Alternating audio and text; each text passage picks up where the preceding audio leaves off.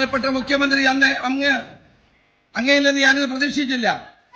SFIയുടെ സമ്മേളനത്തിൽ അങ്ങ് പോയപ്പോൾ അങ്ങ് പറഞ്ഞു, ഇതുപോലെ നിങ്ങൾ തുടർന്നാൽ മതി, ഒരു മാറ്റം ഉണ്ടാകണ്ട എന്നങ്ങ് പറഞ്ഞു. SFI സമ്മേളനത്തിൽ ഞാൻ പങ്കെടുത്ത് അവരെ നിങ്ങൾ ഇതേ വഴിക്ക് തന്നെ മുന്നോട്ട് പോകണം എന്ന് പറഞ്ഞു എന്നതാണ് അദ്ദേഹത്തെ പ്രകോപിപ്പിച്ചതായിട്ട് കണ്ടത്. ശരിയാണ്, ഞാനത് പറഞ്ഞത് തന്നെയാണ്. എന്താ ഞാൻ പറഞ്ഞതിന് കാരണം, സർ, നമ്മുടെ കേരളത്തിൽ ഒരു വിദ്യാർത്ഥി സംഘടന എന്ന നിലക്ക് SFIക്കാണ് അവരുടെ സഹപ്രവർത്തകരുടെ വലിയ തോതിലുള്ള വിയോഗം അനുഭവിക്കേണ്ടി വന്നിട്ടുണ്ട്. അത് എതിർ സംഘടനകളിൽപ്പെട്ടവർ കൊല ചെയ്തതാണ്.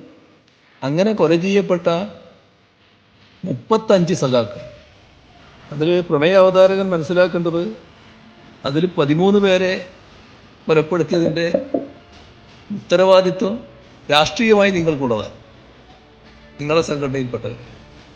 ഇവിടെ ഒരു സംഭവം കാണേണ്ടത്, ഏറ്റവും ഒടുവിലുണ്ടായ ആ ധീരജ് സംഭവം, ഞാനതിൻ്റെ മറ്റു വിശദാംശങ്ങളിലേക്കൊന്നും ഇപ്പോൾ പോകുന്നില്ല കേട്ടോ. പക്ഷേ ആ സംഭവം കഴിഞ്ഞപ്പോൾ ആ സംഭവം നടത്തിയ ആളുകളെ കുറിച്ച് നേരിയ തോതിലെങ്കിലും ഒരു കുറ്റപ്പെടുത്തുന്ന ഒരു വാക്കുണ്ടായി.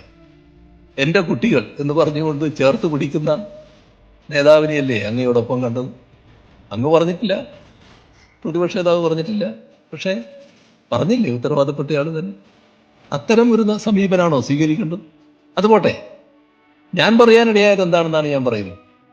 ഇത്രയും 35 സഖാക്കൾ ജീവൻ വെടിയേണ്ടി വന്ന സംഭവങ്ങൾക്ക് സാക്ഷ്യം വഹിച്ച SFIയുടെ ഭാഗത്ത് നിന്ന് SFI ആക്രമണം നടത്തിയതിൻ്റെ ഭാഗമായി ഏതെങ്കിലും ഒരാളുടെ ജീവൻ കലാലയത്തിൽ വെടിഞ്ഞുവെന്ന്, അങ്ങനെ ഉണ്ടായി എന്ന് ഒരു സംഭവവും പറയാനില്ല.